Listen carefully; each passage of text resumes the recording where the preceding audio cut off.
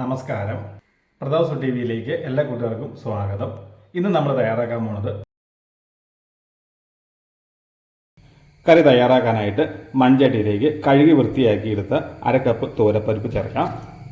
3 പച്ചമുളക് രണ്ടായി കീറിയത്, ഒരു ചെറിയ സവാള ചെറിയ കഷ്ണങ്ങളാക്കി അരിഞ്ഞത്. ഇനി അതിലേക്ക് 1/4 ടീസ്പൂൺ മഞ്ഞൾപ്പൊടി, ഒരൽപ്പം കറിവേപ്പില, ആവശ്യത്തിന് കല്ലുപ്പ്. ഇനി ഇത് വേവാൻ ആവശ്യമായ വെള്ളം. ഇനി ഇത് അടച്ചു വെച്ച് പകുതി കൂടുതൽ വേവാവുന്നവരൊന്ന് വേവിച്ചെടുക്കാം. പരിപ്പൊക്കെ പകുതി കൂടുതൽ വെന്ത് വന്നിട്ടുണ്ട്. അപ്പോൾ ഈ സമയത്ത് അതിലേക്ക് ഒരു 50 ഗ്രാം മുരിങ്ങാക്കോൽ രണ്ടായി കീറിയത് ചേർക്കാം. ഈ സമയത്ത് ഒരുപാട് വെള്ളം കുറവാണെങ്കിൽ ഒരല്പം വെള്ളം ചേർത്ത് കൊടുക്കണം കേട്ടോ. ഇനി ഇത് വീണ്ടും അടച്ചു വെച്ച് നമുക്ക് ചെറു തീയിലൊന്ന് വേവിച്ചെടുക്കാം. അടുപ്പത്ത് വെച്ച പരിപ്പും മുരിങ്ങാക്കോലൊക്കെ നല്ലതുപോലെ വെന്ത് വന്നിട്ടുണ്ട്.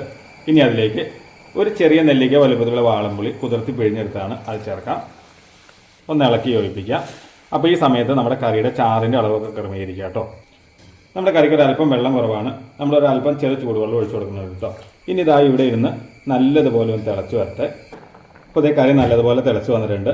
അപ്പോൾ ഈ സമയത്ത് ഈ കറിയുടെ ഉപ്പ് പാകാണെന്ന് നോക്കാം കേട്ടോ. അപ്പോൾ നമ്മുടെ കറിക്ക് ഒരല്പം ഉപ്പ് കുറവുണ്ട്, നമുക്കൊരല്പം ഉപ്പ് കൂടി ചേർക്കാം.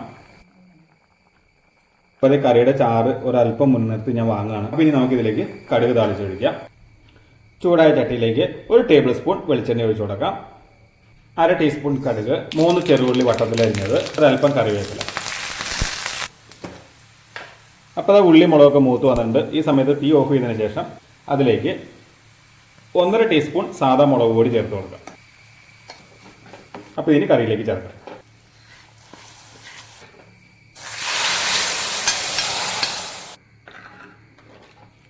അപ്പോൾ അതാ പരിപ്പും മുരിങ്ങാക്കായും ചേർന്നിട്ടുള്ള അടിപൊളി ചാറുകറി തയ്യാറായിട്ടുണ്ട്. അടിപൊളി, സൂപ്പർ, എന്താ രുചി! ഈ ഒരൊറ്റ കറി മാത്രം മതി നമുക്ക് വയറ് നിറച്ച് ചോറിനാനായിട്ട്. അപ്പോൾ തീർച്ചയായിട്ടും നിങ്ങൾ എല്ലാവരും വീട്ടിലും തയ്യാറാക്കി നോക്കണം കേട്ടോ. വളരെ പെട്ടെന്ന് നമ്മുടെ വീട്ടിലിപ്പോൾ ഒരു ഗസ്റ്റൊക്കെ വന്നിരിക്കുക, ചാറുകറി ഇല്ലാന്നുണ്ടെങ്കിൽ ഇത് വളരെ പെട്ടെന്ന് നമുക്ക് തയ്യാറാക്കാൻ പറ്റും. അപ്പോൾ തീർച്ചയായിട്ടും നിങ്ങൾ എല്ലാവരും വീട്ടിലും തയ്യാറാക്കി നോക്കുക. നിങ്ങൾക്ക് എല്ലാവർക്കും ഇത് ഇഷ്ടപ്പെടും. അപ്പോൾ രുചി എല്ലാവരിലും എത്തട്ടെ.